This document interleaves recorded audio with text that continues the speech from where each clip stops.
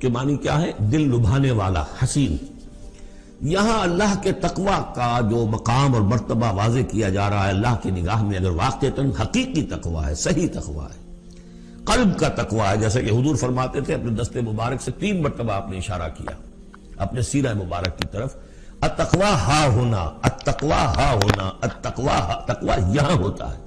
دل میں تقوی ہے تو تقوی ہے، باقی لباس اور وضاقت یہ ساری متقیوں کسی بنا لی اور اندر کا معاملہ نہیں ہے تو یہ بہروپ ہے، یہ تقوی نہیں ہے۔ لیکن حقیقی تقوی ہو تو پھر اس کا کیا مقام ہے؟ اب دیکھیے پہلی بات آ رہی ہے، وَمَن يَتَّقِ اللَّهَ يَجْعَلْ لَهُ مَخْرَجًا، جو شخص اللہ کا تقوی اختیار کرے گا اللہ اس کے لیے راستہ پیدا کر دے گا، جہاں بالکل نظر نہیں آئے گا کہ کوئی راستہ، اللہ راستہ پیدا کر دے گا۔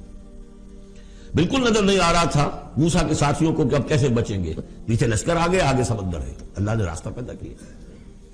خود حضرت ابو بکر کا جو حال ہو گیا تھا کہ حضور اگر انہوں نے ذرا بھی دیکھ لیا، نیچے اپنے قدموں کی طرف بھی نگاہ ڈالی تو ہم نظر آ جائیں گے، آپ نے فرمایا لا تحزن ان اللہ معنا، راستہ نکالتا اللہ۔ پھر حضور گئے طائف، لیکن وہاں سے خالی ہاتھ آئے، مدینے میں اللہ نے خود ہی کھڑکی کھول دی، 6 آدمی ایمان لے آئے، آپ گئے ہی نہیں اور وہاں انقلاب بھی آ گیا۔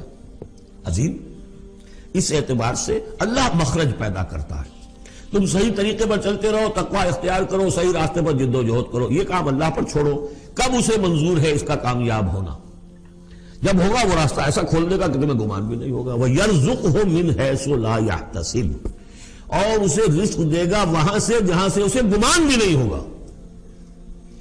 اقامت دین کی جد و جہد ہو، غلبہ دین کی جد و جہد ہو، اپنے آپ کو اِنَّ صَلَاتِي وَنُسُكِي وَمَحْيَايَ وَمَمَاتِي اس کا فیصلہ کرنا ہو تو سب سے بڑی رکاوٹ آتی، کھائیں گے کیا؟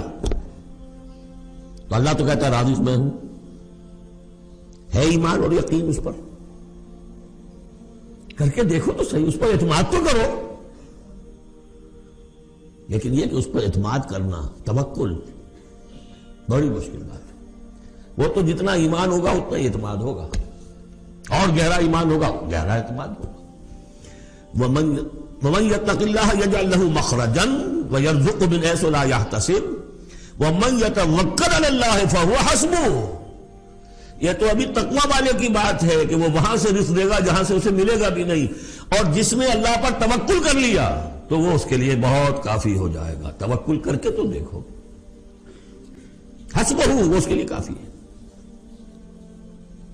یہاں تک فرمایا ہے حدیث قدسی میں، حدیث میں، من کان فی حاجت اخیہ کان اللہ فی حاجتہ، اگر کوئی مسلمان اپنے کسی بھائی کی ضرورت پوری کرنے میں لگ رہا ہے، اپنا وقت صرف کر رہا ہے، اللہ اس کی ضرورت پوری کرنی شروع کر دیتا ہے۔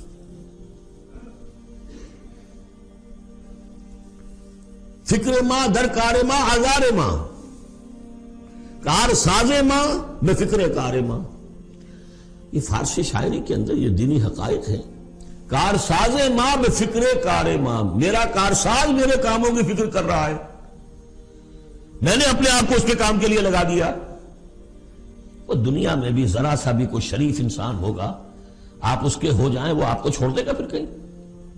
شرافت ہو، مروت ہو اس میں، آپ اللہ کے بن کر تو دیکھیے، پھر وہ کارساز ہے۔ کارساز ماں بے فکر کار ماں، فکر ماں در کار ماں آزار ماں، جب میں اپنے معاملے